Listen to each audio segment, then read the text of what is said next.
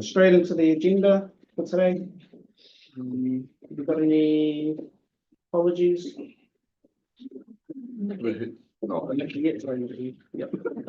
haven't heard from Derek Rose. Okay, so on that, Derek and Lady Rose for our apologies. If those by consensus, so we're in a public open session at the moment. Declaration of trustees and CEO interests. Are there any changes or amendments to that? Yeah, I've got 2 changes. I've come up with a couple, and I'll do those notes through to you now. Just a note of Beth's new position. Oh, Yeah. And so yeah, Laura's the CEO at Tairāwhiti. congratulations. Good luck. Yeah. Set up well, mate. Set up. I'll do that. Couple You're a of- neighbour now. Pardon? You're a neighbour now. Oh, Oh, definitely a conflict of interest. No, just add that to the register, please. Okay, couple of take those amendments. Approval of the open minutes, confirmation of agenda. So we've got no other changes or anything in there. We will try and move a little bit. The committee would, the board would like another half an hour at the end just to have some more committee only time. So we'll move through the process and give us a little bit extra time at the end for that. Other than that, no other changes to the agenda. Okay. Approval of open minutes and matters arising. So take the 9th of December. Take the minutes as being read. Has everybody got any changes, amendments, or questions around that? No? Okay. Okay. Thanks, Mel. We'll move those by consensus as well. Action register, nothing on there that I'm aware of. So move through that. We've got no presentations or public. Wonder. Can I ask a question about the minutes? Doug, this question is for you. 2.6A, the Manaaki Tairāwhiti stuff. Yes. Just so that the board is across, what are we doing from a Trust Tairāwhiti perspective in that space? I know we've got a hui tomorrow, and I was just interested from our perspective. Yeah, it's good point. So we've been supporting Manaaki Tairāwhiti mostly through Ordine and Malcolm in terms of the wellbeing data and survey, shaping that pitch to government. One of the, whether it's opportunity or not, but one of the things on our table at the moment that we've gone through is if a new entity is stood up, do we want to become a shareholder? That's something that's going to the Manaaki Tairāwhiti board tomorrow. We've done a bit of work on that, and we believe that being a shareholder is not a good idea for us. Only because I suppose we think that if you're a shareholder then and things aren't going right, then we'll be asked to invest and when the pitch is for $1.5 billion, and the avenues that are available through the SIA funding, one is sort of pitching for the existing sort of government spend and influencing that. Another pathway, which we think is the backup plan, is matched contribution with philanthropics. It's called Pathway 4 in SIA. So that's where we get a little bit of concern. So we're okay with the principle, which is whatever the trust spends every year, the government should contribute an equal amount to support social services. And so we're okay with that. But I think being a shareholder doesn't really stack up from our point of view. So we're happy to be an observer, similar to the role that we're playing now with Manaaki Tairāwhiti. Be an observer, influence the conversations, be at the table, but we don't need to have decision making rights. How will you be at the table for shareholders? They need a philanthropic at the table. That's part of the makeup that they want to have, and they want to be able to access other philanthropics, not just us. Is it an impactful position that you're on shareholder? Like, Yeah. What would be my question? I think one of the questions that I would have for us is what impact are we having on the cap table if we go on in there? considering that the work that they have to do and what SIA cares about, we can very much focus on that. Decile 8 to 10, those that need, not really the wheelhouse of what we tend to invest in. And so I And think very similar to council as well, where we will probably also not be a Mm, shareholder because we're not a service provider mm, as such, but we do play a role in yeah. bringing it all together. So That's what I think our council stance will be. But if you look at why it's been set up, it's been set up because the current way in which Mm. government funds are administered socially is not really working so as a community. Mm. So that's, because I mean, it's not now, but the whole wellbeing thing, to me, it needs we spend a big chunk of money, but is it really going to those most in need? Mm. And who's in the community really looking after those most in need? And I'm not sure. This is where I see, can you be in a position to actually start having these conversations if you're sort of funding some of it? Probably Probably a isn't big wide conversation. conversation that we can have in public session. So yeah, we can work through that. But it's good to have, that conversation. Thanks for raising it. Appreciate it. Anything else said, guys? Right. We'll just move straight to that, the court CEO quarterly report. Yeah, I think, want to take it as read, but there's probably a couple of little points I want to raise just in terms of the SOI and budget, potentially later on, but under enabling communities, we'll see that, we're pretty close to hitting our budget. Under regional events, actually fully allocated before December, which it's because, summer season, most of our events are stated around that. But it does also justify that there's a real need for further events. So hence why there's a slight increase in budget or proposed increase in budget for the regional events fund next year. Same again with feasibility. We've taken a different approach to that. Instead of doing big bang, some feasibilities could be $100,000 and exhaust the budget pretty quickly. We've made it really quite succinct in saying, the cap is 25k per feasibility. If you don't find out whether it's good or not with 25k, then you probably shouldn't be doing it. That's sort of been our philosophy around that, and so that's having really good runway in that space. I think the other questions, Marae Solar might be good for Dean just to touch a little bit around plans around 2.0 and any sort of commentary on that. Yeah, we're just doing some wrap up of the first 22. So all physical installs are completed with handover on them, just to be completed. The roads being closed specifically up the top. They've hindered that from happening. So that's where we're at with regards to the first one in terms of a successful rollout, plus some equipment bits and pieces which were add-ons around generators for those marae. Largely some positive feedback we've had since the storms up the top. So there were 3 marae we did in Te Araroa and also the one in Pōtaka. So none of those marae were impacted by the floodwaters, and the solar stood up as it was supposed to. Like anything, I guess it's just that learning, which the marae whānau just need to know what they've got and how to work with it. So that was positive in hearing that. But in regards to 2.0, we do anticipate a little underspend in terms of 1.0. So we're just going to go back to a couple of those funders to ask for variation and whether they're prepared to allow us to extend.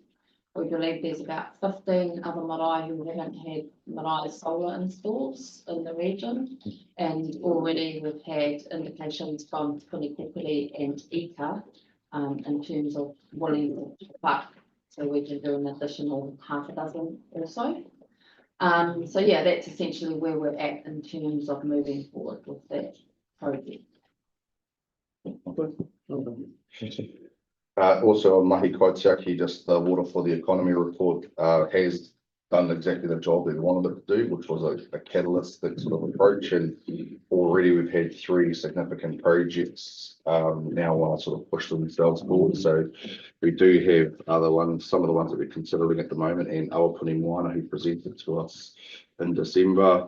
We have the Pawarua water scheme led by Wipiri, and the Mars, the managed aquifer recharge is something that we've been pretty close to, and we're staying pretty close to them, but there's still a bit of work to be done on that particular model. So anyway, the report identified that there's capacity for 3 of those initiatives, and so that's our thinking. And I know that was one of the questions that we had from Nikki, so we can address that in that agenda item. But we think there's capacity, and we want to support all 3 over time in a staged way.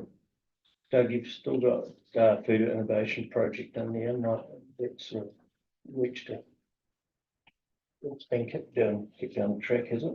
Just a little bit. I think we've identified in our SLI, so we'll probably pick that up. Pick that up. So I'll get Hayden to talk to that piece. But we're not closing the door on that. We still think there's potential in that space. The rest, I think we're happy to take as read. I think we've covered most of this, given us as a quarterly report. The trustees have seen most of this information in either November or December. I think the only other one to call out is on our KPIs is the Future Leaders Business Program. That's tracking orange only because when we set this KPI, the intention was to try and get 5 businesses through this program. And before we actually started that project, we changed it to 2, just because of mostly budget and wanting to just keep it nice and tight. So when we made a decision, we knew we were not going to hit the 100 participant target, which is ultimately employees through businesses. So yeah, that's just some rationale for why that one was tracking on.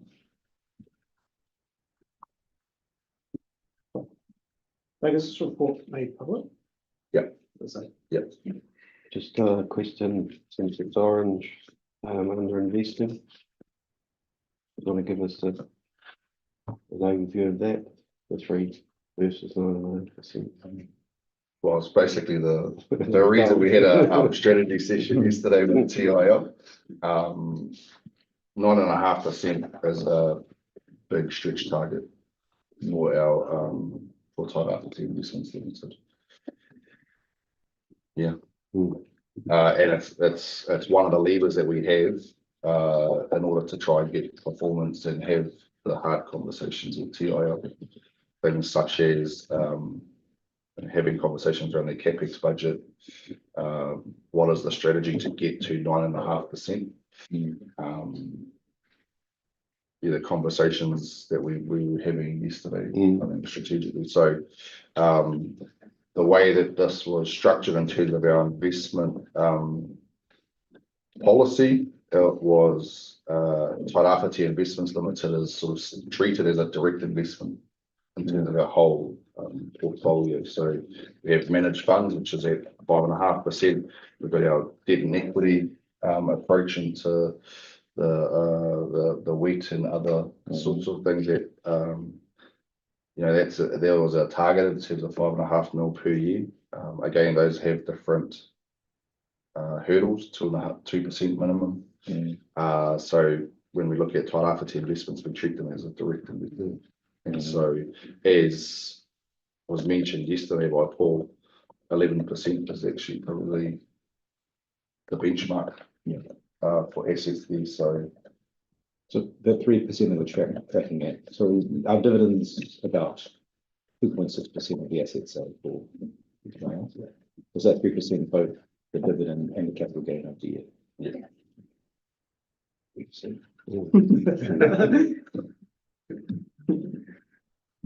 Yeah, I think it's just important to understand it. Yeah, I think it's important for all of us to understand, like, that's the lever that we've got to hold positive tension on our subsidiaries. We can change it depending on how tight or how loose you want to hold that lever. But But I think what was identified yesterday is that that's a reasonable target. Even though we understand it's part of the business is in growth phase and got a partner who wants to carry on growing. But I think in a snapshot, that highlights the challenge that we have. Yep. So that's good to be transparent about it. Yes, not arguing that, just having that explanation for us as well as wider.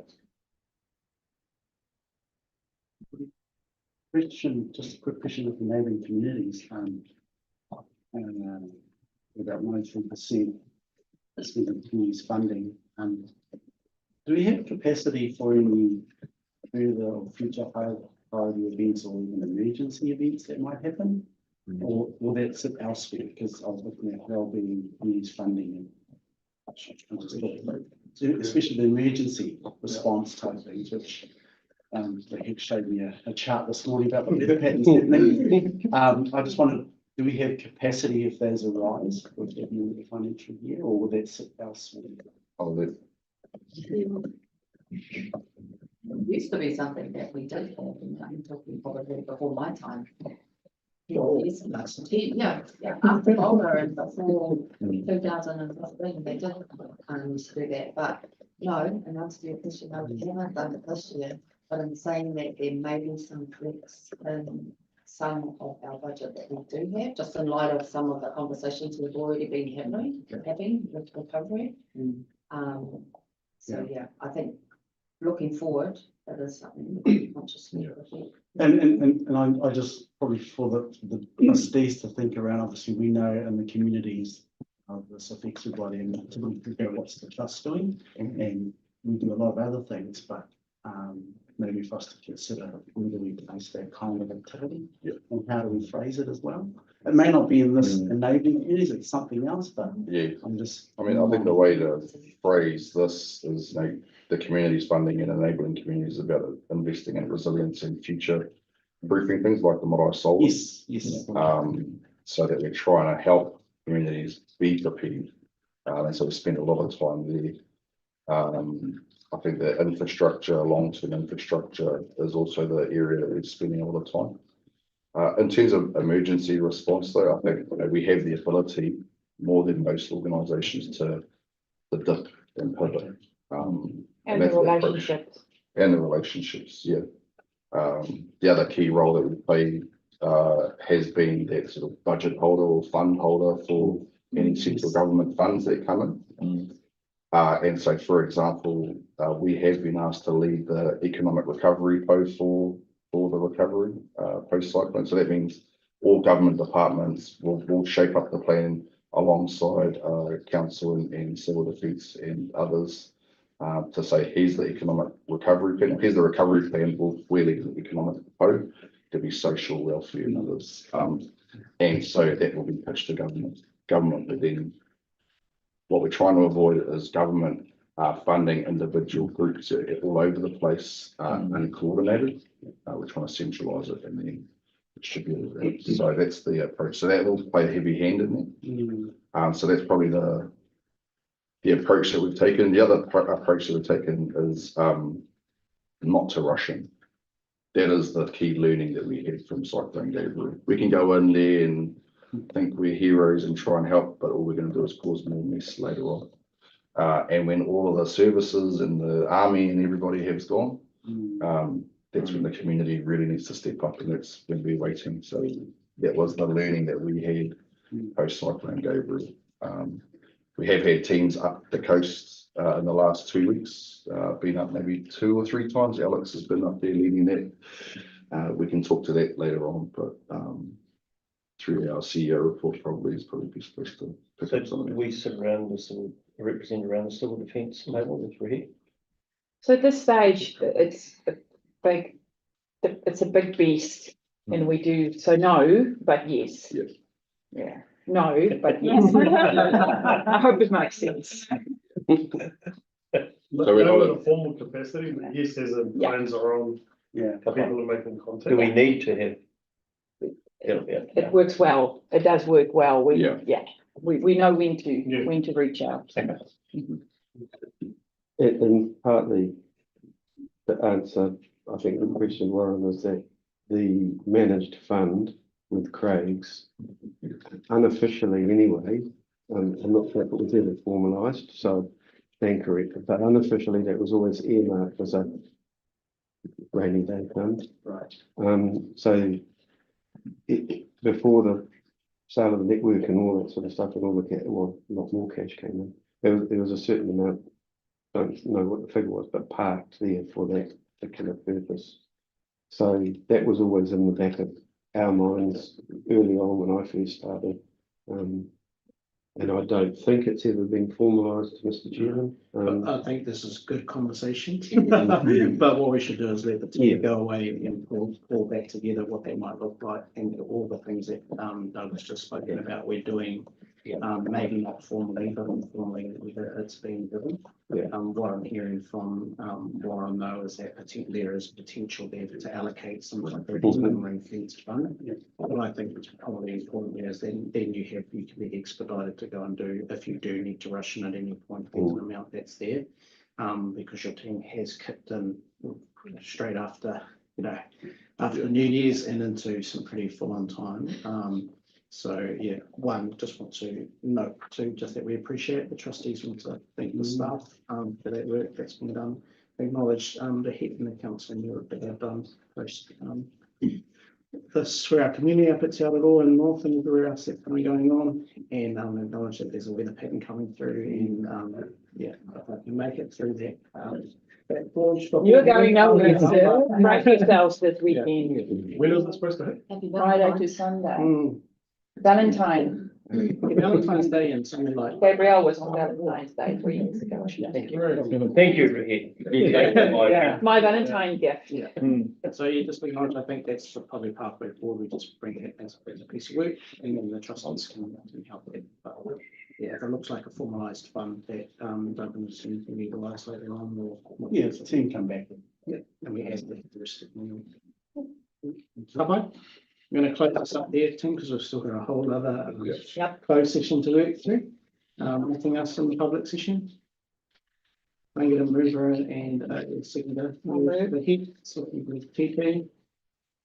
And we close the public session.